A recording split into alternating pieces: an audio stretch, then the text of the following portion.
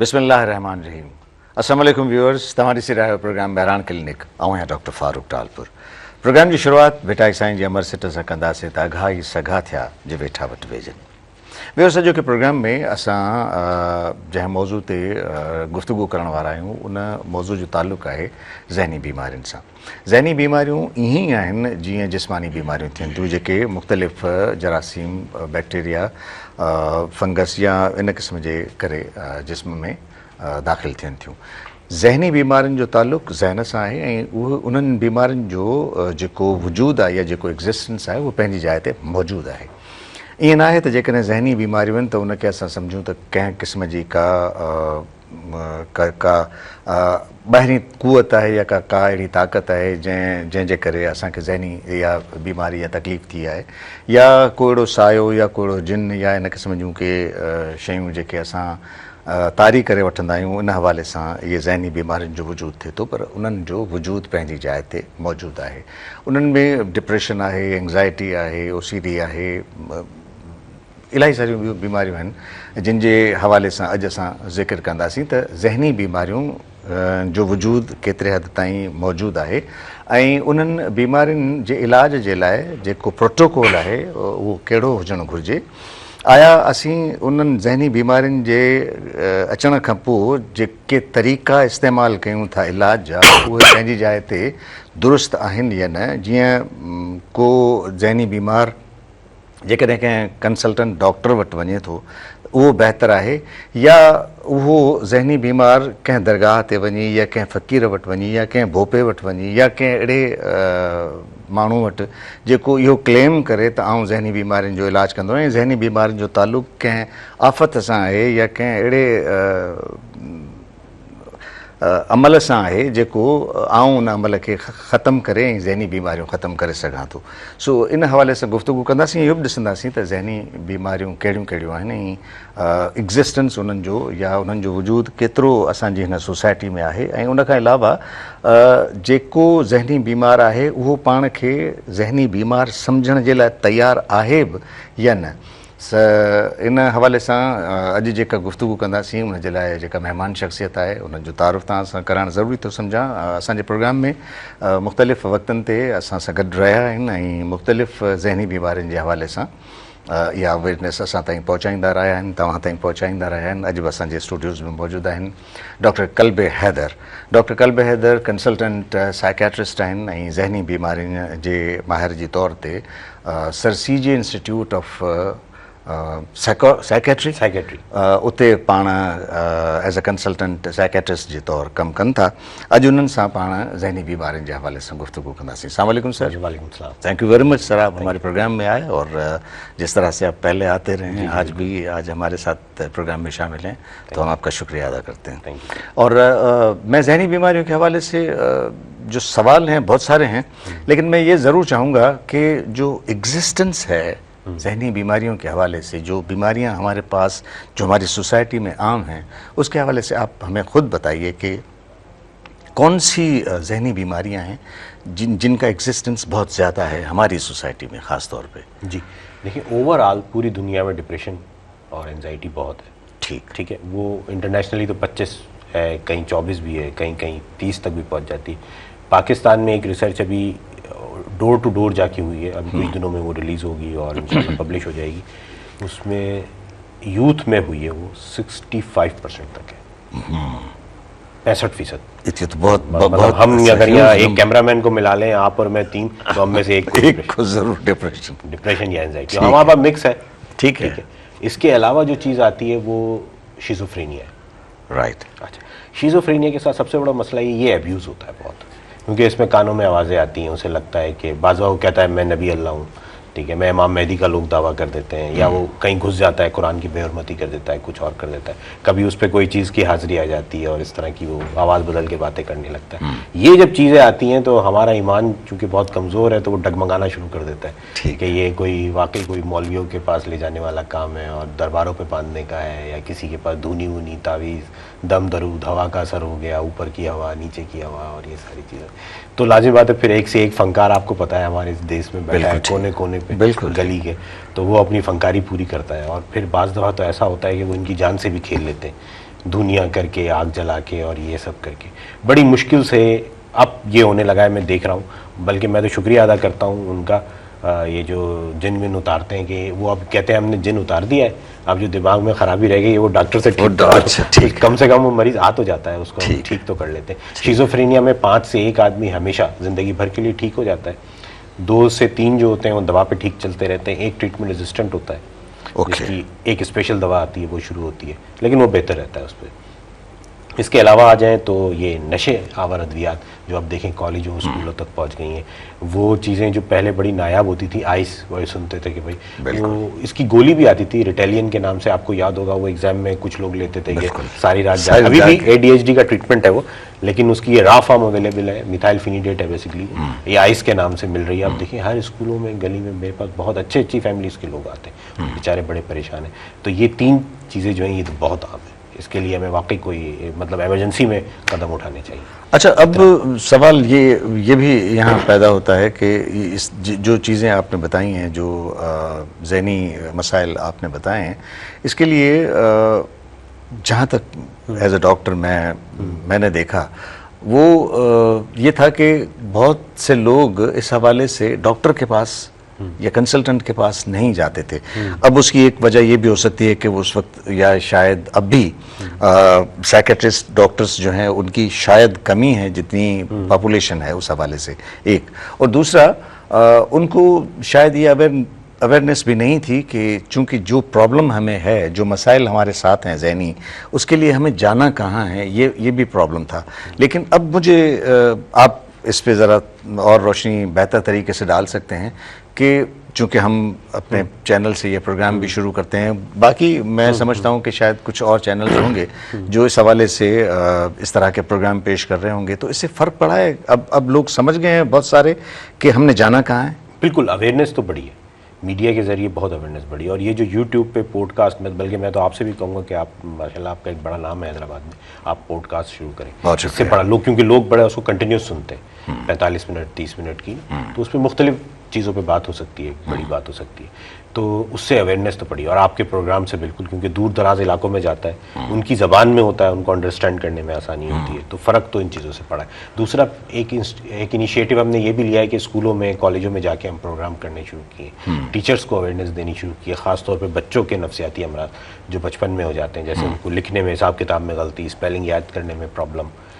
ठीक है, स्कूल आते हैं तो बैठते नहीं एक जगह, इधर से उधर भागते रहते हैं, या नज़रें ना मिलाना, दोस्त ना बना पाना, ये वो सारी चीज़ें हैं जो हमने जाके स्कूलों में बताई हैं, तो अब अवेयरनेस काफ़ी हद तक आ गई। अच्छा, अब जो नफ्सियाती मसाइल हैं बच्चों में कुछ अलग हैं, बड़ों में कुछ अलग है जैसे। अच्छा, डिस्क्रिमिनेशन है ख़वातीन और मर्दों के हवाले से भी? मर्दों में कुछ और प्रॉब्लम होते हैं, ख़वातीन में कुछ और प्रॉब्लम्स होते हैं? तकरीबन एक जैसे ही होते हैं, कुछ चीज़ों की तादाद ख़वातीन में ज़्यादा है, जैसे डिप्रेशन उनको जल्दी हो जाता है, मर्दों को ज़रा देर से होता है, ज़रा तादाद कम है उनकी, इस तरह से बाकी तकरीबन सेम है। अब जैसे ADHD है वो बॉयज़ में ज़्यादा होता है, गर्ल्स में कम होता है। ठीक है। अच्छा, तो इस तरह से है थोड़ा सा, लेकिन वो तकरीबन एक ही है। बच्चों में कुछ डिफरेंट, बच्चों में डिफरेंट है। अब जैसे एक बच्चा, अब जैसे कोई बड़ा एक आए, एकदम से दरवाज़ा खोल के आए, लाल गुलाबी उसने कपड़े पहने हुए, आगे हमें लतीफ़े सुनाना शुरू कर दे, तो आप कहेंगे यार ये तो बड़ा हाइपर एक्टिव सा है, तो हमारे नज़दीक वो बाइपोलर मैनिया का पेशेंट हो।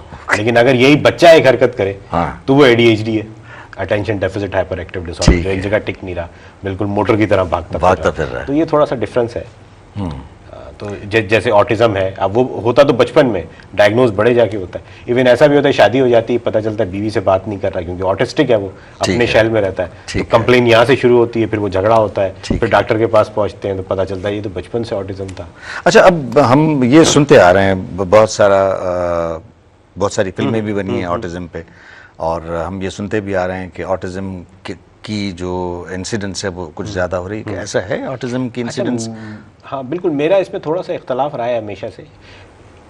देखिए, ऑटिज्म का इंसिडेंट हो सकता है बड़ा हो, लेकिन अवेयरनेस बढ़ गई है, डायग्नोज ज़्यादा हो रहा है। That's good. आपके पास अगर कोई डिस्टर्ब बच्चा होगा आपके हल्का अहबाब में, तो वो आपसे कहेंगे डॉक्टर साहब ये कुछ ज़्यादा, आप कहेंगे भाई ये हो सकता है ऐसे ऑटिज्म हो, डॉक्टर साहब को दिखा दो। राइट, ठीक है, तो उसको पहुंचने में आसानी, उसको एक रास्ता मिल गया, अभी फलाने बंदे के पास जाना है, तो अवेयरनेस बढ़ गई है, तो अब तो ज़्यादा लोग आ रहे हैं, ज़्यादा डायग्नोज हो रहे हैं। बेसिकली जो पूल डेटा हमारे और आपके पास है, ये अस्पतालों से लिया जाता है, डोर डोर जाके नहीं देखा जाता। हमारे पास इसकी लैकिंग है ना, जो अभी मैं पहले मैंने 65% जिक्र किया, ये तो सिर्फ कराची में हुआ है, सही। अभी इंटीरियर का तो डेटा किसी के पास है नहीं, है अगर नहीं, ये हो बिल्कुल जाए सही। तो हो सकता है कुछ ऐसी बीमारियां भी हो जो शहर में ना होती हो, गांव देहात में या इंटीरियर साइड पे ज्यादा होती हैं। क्योंकि वो डोर डोर हम नहीं जाते तो हमें वो उसका क्लस्टर नहीं लेते, तो हमें पता बिल्कुल। नहीं। लेकिन ये तो चूंकि क्लिनिक से और हॉस्पिटल से जमा किया गया तो ऑब्वियसली वहाँ उनकी तादाद बढ़ गई आने में। जब उनकी तादाद बढ़ गई तो ज़्यादा डायग्नोज होने पड़ा। फिर डायग्नोस्टिक क्राइटेरिया बाज़ दफ़ा रिलैक्स कर देते हैं। जैसे मिसाल के तौर पे मैं आपको कहूँ 130 पे भी आपको हाइपरटेंशन है, ठीक। ठीक है, और फिर पता चल जी क्राइटेरिया आ गया कि 150 वाले को हाइपरटेंसिव कहेंगे, तो देखिए कितने लोग निकल जाएंगे और 130 कहने पे कितने लोग अंदर दाखिल ये ब्लड शुगर की तरह। Exactly.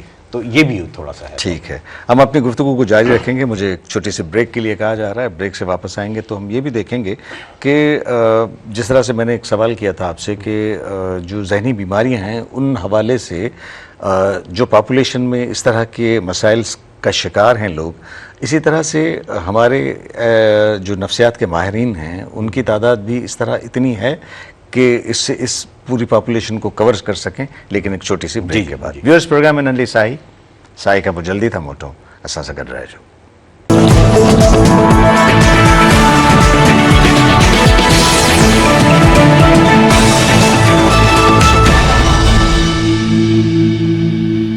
Welcome back viewers. Program में नंढड़ी साई खां पोइ हिकु दफ़ो ॿीहर हाज़िर आहियूं। हीअं असां सां गॾु आहिनि डॉक्टर कल्ब हैदर, पाण कंसल्टेंट साइकेट्रिस्ट आहिनि, ज़हनी बीमारियुनि जा माहिर आहिनि। डॉक्टर कल्ब, ये बताइएगा, जिस तरह से ब्रेक से पहले मैंने ये कहा था कि जो पॉपुलेशन में जहनी मसाइल या जहनी बीमारियों का एग्जिस्टेंस बढ़ रहा है, इस हवाले से हमारे जो डॉक्टर्स हैं, कंसल्टेंट्स हैं, उनकी तादाद में भी कुछ इजाफा हो रहा है। और वो तादाद, क्योंकि ये बीमारियां तो हमारे पूरे खित्ते की हैं, तो उस खित्ते तक भी वो पहुंच पा रहे हैं या फिर उनको यहाँ इंतज़ार करना पड़ता है कि जो जहनी बीमार हैं वो यहाँ हमारे पास आएँ जहाँ हम बैठे हैं? इसका बड़ा दो जवाब है सर इसके। मैं दोनों, एक पहला जवाब तो बड़ा दिलचस्प है, दूसरा भी आपको बता दूं। देखिए, एक है इकनॉमी हमारी, तो हम ज़्यादातर उस फील्ड में जाते हैं जिसमें पैसे ज़्यादा, और लोग भी उसी चीज़ में पैसे लगाते हैं जो हमारा, मतलब एक तो हम है पढ़ने लिखने वाले, जो हम चाहते हैं कि मतलब पढ़ लिख ले और कुछ ऐसा हो कि वो ऐसी पढ़ाई लें जिससे हमें अच्छी नौकरी, अच्छे पैसे, मतलब इन्वेस्टमेंट और है। हाँ, और एक इन्वेस्टर है प्योरली जो अस्पताल या फैक्ट्री बनाता है। ठीक है। तो वो भी ऐसा अस्पताल या फैक्ट्री बनाएगा जिससे पैसे मिले। ठीक। ठीक है, तो उसमें आई बहुत अच्छा है, ऑर्थोपेडिक बहुत अच्छा है, कार्डियोलॉजी बहुत अच्छा है, डेंटिस्ट्री बहुत अच्छा है, स्किन बहुत अच्छा है। आप देखें जीआई में ज़्यादा इन्वेस्टिगेशन है, आप देखें एंडोस्कोपी, क्लोनोस्कोपी, तो आप देख रहे होंगे शहर में आपको जीआई के, आई के, ऑर्थोपेडिक के बहुत ज़्यादा इश्तेहारात और डॉक्टर्स बिल्कुल नजर ठीक, आएंगे। बिल्कुल ठीक। अच्छा, अब कुछ ऐसे होते हैं जो हमारी आपकी तरह होते हैं, सोचते हैं यार ये साइकेट्री बड़ी अलग सी चीज़ है, इसमें जाना चाहिए। तो उस हद तक तो नहीं है। मैं आपको क्लियरली बताऊं कि आप देखें कि इस वक्त हमारे एफसीपीएस में कोई 450 के करीब लोग हैं, चलो राउंड फिगर 500 लगा लो। पाकिस्तान की बात, पाकिस्तान की बात, पूरे पाकिस्तान 500 एफसीपीएस। तो अब आप बताओ कैसे डिस्ट्रीब्यूट, इसमें से तो बहुत बाहर भाग जाता है। अभी कैनेडियन ने लूज किए थोड़ा सा, उन्होंने कहा जी 15 दिन में हम दे देंगे फैमिली के साथ आपको। अगर आपने यूएसएमएल और आईलेट्स किया हुआ है तो हम 15 दिन में आपको दें। अब देखिए आप कितना डॉक्टर ट्रेन हो जाएगा। साइकेट्रिस्ट तो होगा बाकी भी, क्योंकि साइकेट्री में इतने पैसे नहीं है, तो लोग इस तरफ आते नहीं। लेकिन आना चाहिए, लोग आना चाहिए, क्योंकि डिमांड इससे भी ज़्यादा है। तो अब उसके लिए क्या कर रहे हैं कि उसके लिए कुछ लोगों ने ये सोचा, हमने भी कुछ फार्मा वालों की मदद से ये किया कि ट्रेनिंग कोर्सेज कराए, शॉर्ट ट्रेनिंग कोर्सेज। उन डॉक्टर साहिबान को बुला लिया यहाँ, उनको बताया, या जैसे बड़े शहर है मीरपुर खास, उमरकोट हो गया या ठट्टा हो गया, वहाँ जाके उनको एक दिन की ट्रेनिंग दे दी। या यहाँ अब हमारा जो ये सिंध मेंटल हेल्थ अथॉरिटी है, इसके साथ मिलके यहाँ डॉक्टरों को बुला लिया, एक प्रोग्राम किया, 2-3 दिन डॉक्टरों को मुस्तकिल बुलाते रहे, उन्हें बताते रहे, उन्हें इनिशियल सिम्टम समझा दिए, थोड़ी दवाएं बता दी 4-5, ताकि वो वहाँ शुरू कर सके, और जो ना सही हो उसको फिर वो यहाँ रीजन में हमारे पास भेज सके। तो इस तरह तो हम इसको पूरा कर रहे हैं। लेकिन ये आप ये कहें कि जी मतलब आप में अंदाज़ा लगाएं कि 10 से 20 हज़ार के ऊपर अगर पेशेंट है तो एक साइकेट्रिस्ट है मुश्किल से। और हमारे यहाँ तो आपको हालात पता है कि लोग दूर दराज इलाकों में जाना नहीं चाहते, सीटें खाली पड़ी हैं डिस्ट्रिक्ट्स में। सीटें खाली पड़ी हैं, लोग जाना नहीं चाहते, उनको फिर उस हवाले से वो सहूलियात या इंसेंटिव्स वो नहीं मिलते। तो वो जाहिर है जो यहाँ बड़े शहरों में रहें, डेफिनेटली वो चाहते हैं कि हम बड़े शहरों में रहें, और फिर उनको यहाँ वहाँ जाने से उनके और इंसेंटिव्स कम हो जाते हैं, बजाय वहाँ उनको बढ़ा के दे दिए जाए। तो ये गवर्नमेंट की पॉलिसी इस तरह की है, अजीब सी पॉलिसी है, बड़ी हैरत होती है इस तरह की हमारे गवर्नमेंट की पॉलिसी इस तरह की बनी हुई है कि हम शायद ये चाह रहे हैं कि हम आवाम की या लोगों की खिदमत ना कर सकें। मुझे ये बताइएगा कि ये जो ब्रेन ड्रेन की आपने बात की कि इतने सारे लोग हमारे, मैंने भी ये देखा है, बहुत सारे जो कंसल्टेंट साइकियाट्रिस्ट थे वो यहाँ से मुल्क छोड़ के चले गए। तो इसकी मेजर वजह सब पैसा, सुकून। यहाँ तो लोग आपसे लड़ना शुरू कर देते हैं। अब देखें एक डॉक्टर है सर्जरी के लिए, अभी आप देखें सर, कोई जानबूझ के उस बेचारे ने थोड़ी किया, मिस्टेक्स होती है, इंटरनेशनली भी होती है। अच्छा दवा है उसका, अब जैसे पैनाडोल है, अब आप पैनाडोल खुद जाके परचून की दुकान से खरीद के खा लें, लेकिन अगर मैं आज आपको बताऊं कि पैनाडोल जो है वो लिवर को आपके अफेक्ट करता है, कैसे डैमेज करते हैं, आप कैसे डर जाएंगे, आप कहेंगे यार यही पैनाडोल जो मैं परचून की दुकान से खरीद के खाता था, खाऊं या ना खाऊं। बिल्कुल यही कोई डॉक्टर लिख दे और अल्लाह ना करे आपका लिवर डैमेज हो जाए तो आप उस डॉक्टर के पीछे पड़ जाएंगे, आप छोड़ेंगे नहीं कि मैं तो उसे मारूंगा। बिल्कुल ठीक, ये करती है। तो ये भी एक प्रॉब्लम है, लोग इस बात को समझते नहीं है कि डॉक्टर ऐसा चाह नहीं रहा था, वो तो बाकी मरीज भी देख रहा था, आपके मरीज को भी देखा और उससे हो सकता है ये हो गया हो, या ये दवा का साइड इफेक्ट सब लोगों में तो नहीं आता, वो तो कोई 100 में से 1 में या 2 में किसी में आ जाता है। तो वो अगर अनफॉर्चुनेटली आप थे तो आपके अंदर आ गया। इस तरह से सर ये है लोग। और दूसरा आप देखें कि फिर वो फैसिलिटीज़ नहीं है डॉक्टर्स, मतलब अभी भी देखें आपके 19 ग्रेड का अफसर जो है डॉक्टर, हाँ, इतनी तनख्वाह थोड़ी है कि वो अच्छा घर लेके रह सके। आप खुद मतलब ये प्रॉब्लम है डॉक्टर्स के साथ कि एक तो पैसा वो चाह रहे हैं कि जितनी उन्होंने मेहनत की है उस हवाले से उनको उसकी गुजारे के लिए उनको उतनी उजरत मिलनी चाहिए, और फिर दूसरा सुकून डेफिनेटली, और जो अमन है वो बहुत इम्पॉर्टेंट है, उस हवाले से लोग ये मुल्क छोड़ के जा रहे हैं। अच्छा फिर आगे चल के हम ये देखते हैं कि जो डॉक्टर्स एंग्जाइटी और जो आपने बात की है डिप्रेशन की, वो डिप्रेशन और एंग्जाइटी एक ये भी है कि डॉक्टर्स के साथ इस वक्त जो सलूक हो रहा है वो चाहे अवाम हो या चाहे गवर्नमेंट हो, उस हवाले से बड़ी सूरत हाल जो है वो मुझे बड़ी संजीदा नज़र आती है। डॉक्टर्स इतना मेहनत करके, इतनी पढ़ाई करके और फिर आवाम की खिदमत करने जाते हैं, और फिर कोई भी आके उनको बेइज्जत और इंसल्ट करके चला जाता है। तो ये डिप्रेशन और ये एंग्जाइटी भी डॉक्टर्स के साथ है। आप इस हवाले से थोड़ा सा अगर, मैंने तो एक वाक़या देखा, एक लेडी डॉक्टर है, वो उनके पास आ गए, पैरों में गिर गए, वहाँ रोना पीटना शुरू कर देगी, जी आप करें, कोई अस्पताल ले नहीं रहा है इसको और आप ले। उसने कहा भाई ये तो कॉम्प्लिकेटेड केस है, मैं नहीं ले सकता। नहीं, रोना पीटा में खैर उसने अल्लाह का नाम लेके किया तो उससे कोई क्लोन पे कट लग गया। फिर वही हुआ जो फिर वो होता है, उन्होंने कहा जी डॉक्टर की गलती है और ये है। तो वो उसको खुद फिर डिप्रेशन की दवा लेनी पड़ी इस सारे मामले से निकलने के लिए। तो ये देखिए कि हमारे पास कोई सेफ्टी तो है नहीं, और अगर आप सरकारी इदारे में काम कर रहे हैं तो आप तो एक वो है, फास्ट फूड है, कोई भी आएगा आपके साथ कुछ भी करके चला जाएगा और उसको कुछ भी नहीं होगा। अच्छा फिर इसमें मैं ये समझता हूँ कि मेरा ख्याल है मुझे ये कह देना चाहिए कि गवर्नमेंट की पॉलिसी इस हवाले से कि डॉक्टरों को अपना काम करने के लिए यानी आज़ादाना उनको जो काम करना है वो उसके लिए छोड़ा नहीं जा रहा, उनके ऊपर वो ऐसे लोग मुसल्लत किए जा रहे हैं कि जो इस हवाले से उस पेशे के मुतालिक कुछ भी नहीं जानते। मिसाल के तौर पे मैं ये आपको बता दूं कि ये जो हमारे पास हैदराबाद में या सिंध की बात अगर मैं करूं तो वो सारे इंस्टीट्यूशंस जो हैं वो बेसिक हेल्थ यूनिट से लेके और आरएचसी और इस तरह के वो सारे पीपीएचआई के हवाले कर दिए गए हैं, और पीपीएचआई में वो लोग जो जिनको डॉक्टर्स के हवाले से, इस प्रोफेशन के हवाले से कुछ भी पता नहीं है, वो मुसल्लत किए गए हैं और वो डॉक्टरों को बता रहे हैं कि जी अब क्या करना है और क्या कैसे करना है। तो मेरा ख्याल है ये शायद अच्छा नहीं है, और उसमें मैं ये समझता हूँ कि हमारे डॉक्टर्स का भी शायद थोड़ा बहुत कसूर है कि इस हवाले से उन पे ऐसे लोग मुसल्लत किए जा रहे हैं। तो इस हवाले से भी मैं ये समझता हूँ कि कुछ बेहतर गवर्नमेंट को इकदाम उठाने चाहिए और ये सोचना चाहिए कि जी डॉक्टर्स को डॉक्टर का काम करने दीजिए और उसी तरह से करने दीजिए जिस तरह से डॉक्टरों को पढ़ाया लिखाया और समझाया जाता है। बिल्कुल, उन्हें उतना स्पेस तो मिले जिसमें वो काम कर सकें, और जो जिसके करने का काम है उसको आइडेंटिफाई करें और वो उससे करवाएं। अदरवाइज तो फिर ये सारे प्रॉब्लम्स इसी तरह से होते रहेंगे कि बढ़ते रहेंगे। डॉक्टर्स अपना चूंकि वो जो वो प्रोफेशनलिज्म भूल जाएंगे और फिर वो सारा काम गड़बड़ होता रहेगा। अभी भी आप देखें कि आप अगर कंसल्टेंट हैं और कहीं क्लिनिक कर रहे हैं तो अगर कोई बड़ी एडमिनिस्ट्रेटिव पोस्ट का आदमी आता है तो वो आगे कहता है मैं फलाना हूँ, जाओ बताओ डॉक्टर साहब को मुझे बुलाएं। हाँ। हम डॉक्टर होके किसी दूसरे डॉक्टर के पास जाते हैं तो हम खामोश होकर बैठे रहते हैं कि जब नंबर आएगा डॉक्टर साहब को जाके दिखाएंगे। हाँ।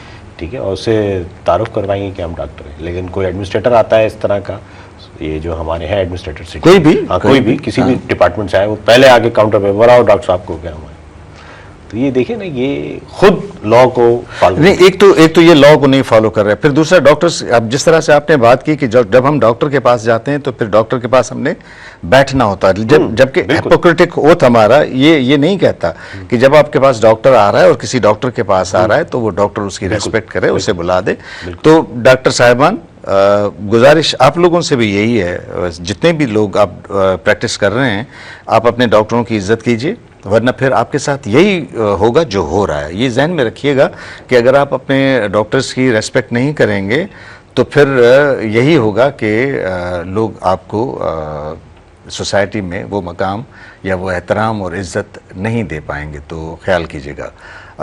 व्यूअर्स, प्रोग्राम में नंढड़ी साई कपूर जल्दी था मोटो हूँ, असां सां गॾु आहिनि डॉक्टर कल्ब हैदर। असांजो इंतज़ारु कजो।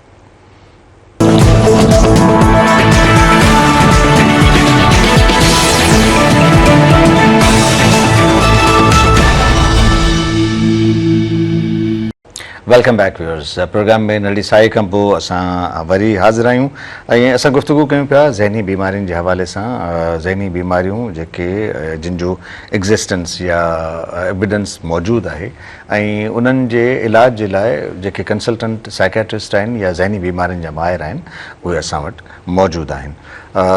असां गुफ़्तगू कयूं पिया डॉक्टर कल्ब हैदर साहब सां, पाण कंसल्टेंट साइकेट्रिस्ट आहिनि sir CJ institute of psychiatry Hyderabad में। सर, थोड़ा सा मुझे मैं ये चाहूँगा कि कुछ जो छोटी छोटी सी ज़हनी बीमारियां हैं उस हवाले से भी हमें थोड़ा सा अवेयर कर दीजिए कि ये जो एपिलेप्सी है या जिसे हम मिर्गी कहते हैं वो भी इससे ताल्लुक़ रखती है, ज़हनी बीमारियों से ताल्लुक़ रखती है, उसका ज़हनी बीमारियों से ताल्लुक़ है? अच्छा, एपिलेप्सी का बिल्कुल ज़हनी बीमारियों से ताल्लुक़ है, लेकिन ये प्योरली न्यूरोलॉजी का डोमेन है, न्यूरोलॉजी वाले ओके न्यूरोफिजिशियन। जब तक कि उसमें कोई सर्जिकल इंटरवेंशन की ज़रूरत ना पड़े तो सर्जन उसको डील करते हैं। उसका एक कंपोनेंट है जिसमें बाज़ दफ़ा ऐसा लगता है कि आप किसी ऐसी जगह जाएं और आपको लगे पहले भी आए हुए हैं, या ऐसी जगह जाएं जहाँ आप जाते रहते हैं और आपको लगे कि यहाँ तो मैं पहली दफ़ा आया हूँ, ये डीजा वू और जमासू जिसे कहते हैं, या कानों में आवाज़ें आने लगी या उसको खुशबू आने लगे और फिर दौरा पड़े, या दौरे के साथ उस पर कोई ऐसी कैफियत तारी हो जाए जिसमें वो किसी को मार दे, कोई चीज़ उठा के फेंक दे, छुरी मार दे, कोई गन फायर कर दे, इस तरह कुछ कर दे। अब साइकेट्रिक्स की इन्वॉल्वमेंट इसमें ज़रूरी हो जाती है। अब जब ये सूरत हाल है तो क्योंकि इसमें बिहेवियरल प्रॉब्लम साथ में आती है। प्योर न्यूरोलॉजिकल इशू जो है वो तो एपिलेप्सी तक महदूद था, लेकिन उसके साथ चूंकि न्यूरॉन्स ब्रेन में बिल्कुल एक दूसरे के पास होते हैं, ठीक है, वो एक जुमला इसके लिए कहते हैं when fire together wire together. तो न्यूरॉन्स बेसिकली फायर करते हैं तो वायर भी टुगेदर होते हैं, जो फायर करता रहता है वो, तो ये एक फायर होता है जो ब्रेन में किसी एक जगह होता है न्यूरॉन का, और उससे एपिलेप्टिक फिट पड़ता है। तो वो जब होता है तो पास वाले न्यूरॉन्स को भी डैमेज करता है, तो उसमें बाज़ दफ़ा मूड के सिम्टम, शिज़ोफ्रेनिया के सिम्टम, बाइपोलर के सिम्टम, फोबिया के सिम्टम, एंजाइटी डिसऑर्डर के सिम्टम, कानों में आवाज़ें आना, कुछ चीज़ें नजर आना, ये फिक्स तो यानी ये दौरे इस तरह के जो पड़ते हैं वो तो मुख्तलिफ दौरे हो सकते हैं। तो हम इसको कैसे इससे अलग कर सकते हैं कि ये हम कैसे जाने कि ये मिर्गी का दौरा है? अच्छा, मिर्गी का दौरा जो होता है ना, एक तो वो टॉनिक क्लॉनिक होता है, बड़ा सख्त सा और हाथ पैर मुड़ जाएंगे उसके, और भी किस्म के होते हैं। एक इस तरह से होता है कि थोड़ी देर के लिए वो खो सा जाएगा और फिर वापस आ जाएगा, आप उसे मुझे क्या हो गया, तो कुछ नहीं हुआ, यानी ये भी अलामत है कि थोड़ी देर के लिए वो सीजर है, ठीक है, थोड़ी देर के लिए खो जाएगा। इसी तरह डिफरेंट है, लेकिन प्रॉब्लम ये होती है कि ये बहुत थोड़ी देर के लिए होता है, मुश्किल से 5 मिनट पे जाता है। ओके, ठीक है, 2 से 3 मिनट भी मुश्किल से होता है। वो पूरे प्रोसेस में तो 10-15 मिनट लग जाते हैं कि वो गिर गया, फिर आप उठाने लगे उसको, जूता सुंघाने लगे या और कुछ करने लगे, तो वो उसमें मुंह से झाग भाग आने लगे, उसको आप साफ करें, उसमें 10-15 मिनट लग जाए। वैसे होता है ये 2 से 2.5-3 मिनट का है। इससे लंबा दौरा है, कोई बेहोश पड़ा है और बेहोशी में वो आपकी आवाज़ें भी सुन रहा है और वो हाथ पाँव भी चला रहा है, ठीक है, तो इसका मतलब है ये कन्वर्जन डिसऑर्डर है, जिसे पहले हिस्टेरिया कहते थे। ठीक है, ये वो मिर्गी नहीं है। ठीक। अच्छा, फिर इस दौरे के बाद उसे पता होता है कि मेरे साथ क्या हुआ था? एपिलेप्सी में नहीं पता होगा, ये पता नहीं चलेगा कि क्या पता नहीं क्या वो हो गया जितनी भी देर वो हाँ, वो उसको याद नहीं होगा, उस वक्त उसको याद नहीं रखा। अब आप जिस तरह से आपने कहा कि उसको जूता ये शायद अब तो बहुत कम हो गया, अब तो बहुत, लेकिन कहीं कहीं अब भी ये शायद मिथ है हमारी कि शायद इस तरह का दौरा पड़ा है तो इसे जूता सूंघा लो तो ये शायद ठीक हो जाएगा। तो इस हवाले से मुझे ये बताइएगा कि ये कहाँ तक दुरुस्त है, जूता कहाँ उसे वो ठीक बस कर हम तो देखें कि हम किसके मानने वाले हैं और क्या हरकतें हम कर रहे हैं। जवाब तो बहुत अच्छा आपने दे और दिया। हरकतें हम जूते पे पहुंचे, बहुत बड़ा। ठीक है, वो कहते हैं जी अलहम्द पढ़ें तो हर बीमारी बिल्कुल है शफा, लेकिन हम उस काबिल तो हो जाएंगे अलहम्द पढ़ जाए। हमारा ईमान ये है कि जूता सुंघा दो। बिल्कुल ठीक है, बहुत खूबसूरत जवाब है। अच्छा, अब इस हवाले से ये भी बताइएगा कि ये दौरे अगर किसी को पड़ रहे हैं तो उसकी वजूहात क्या हैं और ये बीमारी क्यों होती है, नंबर एक, और दूसरा ये कि ये दौरे जब पड़ते हैं तो इसकी ड्यूरेशन कितनी होती है और कितने अरसे बाद ये फिर रिपीट दौरा हो सकता है और इसका इलाज है? जी, इसमें हम इस तरह से चलते हैं कि न्यूरॉन एक कोई डैमेज हो जाता है ब्रेन में, ठीक है, फिर वो उसके अंदर जो इलेक्ट्रिकल डिस्चार्ज होता है ना, जैसे सेल के अंदर इलेक्ट्रिसिटी होती है तो न्यूरॉन के अंदर भी इलेक्ट्रिक डिस्चार्ज होता है, वो उससे निकल जाता है, बराबर वाले को डैमेज करता है। तो ये कास्केड चलता रहता है। जब ये थोड़ा सा बड़ा होता है ना तो फिट पड़ना शुरू हो जाता है। मतलब फिट ऐसा भी है कि एक पलक का भी आपको पड़ सकता है, एक उंगली का भी पड़ सकता है, एक टांग का भी, लेकिन वो महसूस नहीं होता। अमूमन लोग होते हैं जर्क मार देते हैं, क्या हुआ, कुछ नहीं, ठीक है। तो ये भी एपिलेप्सी है, लेकिन बाज़ दफ़ा ये बढ़ जाता है, जनरलाइज हो जाता है, पूरे ब्रेन को अफेक्ट करता है। ओके। तो उसमें इस तरह से झटके पड़ने तो लगते पूरा हैं, जिस्म इन्वॉल्व हो जाता है, पूरा जिस्म। उसमें सबसे पहले उसको ये करना चाहिए कंफर्टेबल जगह पे आप ले जाए, जहां उसको चोट ना लगे हिलने उलने, या अगर ऐसी जगह नहीं है तो कम से कम करवट से उसको लिटा दें ताकि मुंह में जो झाग और थूक जमा हुआ है वो सांस की नाली में ना चला जाए। मुंह से जब आप लेटरल पोजीशन में उसको इस तरफ जिस तरफ किसी भी तरफ तो वो करवट लिटा दें, और उसको फौरन मुंह में कोई चीज पानी वगैरह शरबत वगैरह ना उसको डाले, नहीं तो वो सांस की नाली में फंसा लेगा, उससे फिर कॉम्प्लिकेशन हो सकता है, निमोनिया हो सकता है। तो एक तो ये वजह है। अच्छा, अब ये होता जेनेटिक है, बाय बर्थ होता है, ब्रेन में कोई प्रॉब्लम होती है उसकी वजह से, जाहिर इसी उम्र में होता है एडोलेसेंस में।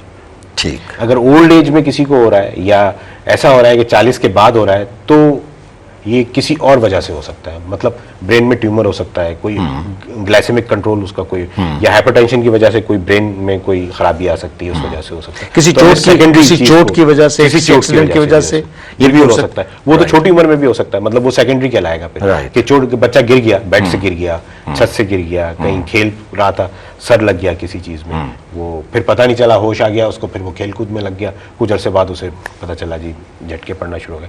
या बाज़ दफ़ा कुछ दवाएं भी ऐसी होती हैं जिनसे ये हो जाता है, कुछ लोग सेंसिटिव होते हैं कुछ दवाओं से, उन पे ये हो जाता है। तो ये इस तरह से फिर वो सारे सेकेंडरी कहलाते हैं, वो प्राइमरी तो ब्रेन में उसकी प्रॉब्लम होती है। अब आ जाए इसके इलाज की तरफ, तो देखें एपीवाल और टेग्राल ऐसी गोली है। टेग्राल तो अब्दुल सत्तार ईदी साहब खाया करते थे। दवाओं के नाम नहीं लेने चाहिए, लेकिन चूंकि बहुत कॉमन दवाएं इसलिए नाम ले रहा हूँ। ठीक है। टेग्राल जो है वो अब्दुल सत्तार ईदी ने पूरी जिंदगी गुजारी टेग्राल पे, और देखें कितनी हेल्दी जिंदगी गुजारी उन्होंने, कितने काम किया। वो टेग्राल सुबह शाम खाते थे, उनको भी मिर्गी थी लेकिन कोई दौरा नहीं पड़ता था, वो रेगुलर दवा खाते थे। अब रूल ये है इस वक्त के जो भी आप, अच्छा टेग्राल को इतनी महंगी गोली भी नहीं है, ना एपीवाल को इतनी महंगी गोली, तो आप 100 रुपये में इसका एक दिन का डोज, बल्कि 100 रुपये से भी कम में एक दिन का डोज हो जाता है इसका, तो आप एक अच्छी हेल्दी लाइफ गुजार सकते हैं इसके इलाज से। दूसरा ये कि 3 साल तक अगर कोई दौरा नहीं आता तो दवा बंद हो जाती है।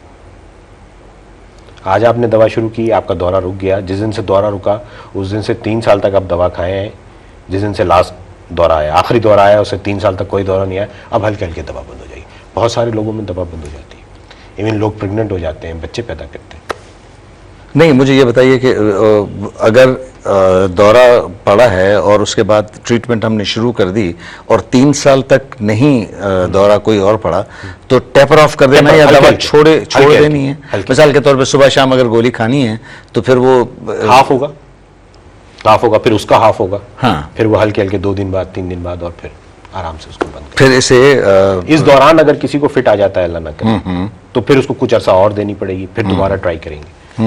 लेकिन 3 साल तक अगर इसको हम कंटिन्यू करें और 3 साल तक हम ये देखें कि कोई दौरा नहीं पड़ा तो हम दवा इसकी बंद। मेरी फैमिली में कुछ ऐसी मिसाल है जिसकी हमने दवा बंद कराई है। आपकी अपनी फैमिली में? जी बिल्कुल, 3 साल उसको हो गए, वो फिट फ्री रहा, उसके हम उनकी शादी हो गई, ठीक है। माशाल्लाह से बच्चे हाँ, भी हो बच्चे- गए। अच्छा, अब ये बताइएगा इलाज कि गुजार। इसमें ज़्यादातर इन्वॉल्वमेंट मर्दों की होती है या ख़वातीन की, या रेशो? इक्वल है सर, इक्वल, कोई ऐसा नहीं, कोई ऐसी दोनों? हाँ, अब देखें कुछ जगह ऐसा है, जैसे मैंने आपको कहा ये हमारी हॉस्पिटल बेस्ड हाँ। स्टडीज है, मर्द जल्दी पहुंच जाता है अस्पताल। अच्छा, अब मैं ये ज़रूर चाहूँगा कि जो साइकेट्री की ट्रीटमेंट के हवाले से जो मुख्तलिफ ऑप्शंस हमारी सोसाइटी में हैं, जो मिथ्स हमारी हैं कि जी इस तरह से होना चाहिए, दरगाहों पे जाना चाहिए और जूता सूंघाना चाहिए और फ़कीरों के पास और पीरों और भोपों के पास जाना चाहिए, इस हवाले से मैं ये चाहूँगा कि हमारे लोगों को कोई 30 सेकंड का मैसेज आप डिलीवर कर दें। हाँ नहीं बिल्कुल, देखें इनके पास जाने से और आप मामला ख़राब करते हैं, ठीक है, क्योंकि इनको पता होता नहीं करना क्या है, और ये उसमें आपको इनके वो मतलब जो खलीफा टाइप के इनके लोग होते हैं ना, वो आगे कहते हैं नहीं जी बड़े करामत वाले, हमने तो बादल पे घूमते हुए देखा था पीर साहब को, उसकी वजह से आप पहुंच तो जाते हैं लेकिन ये बड़ा नुकसान कर देते हैं। जैसे हेपेटाइटिस सी और बी का इलाज पहले कर रहे थे ना कि, और जब वो सिरोसिस हो जाता था तो फिर वो डॉक्टर के पास, जैसे वो चीनी वाले बाबा निकले थे, Exactly.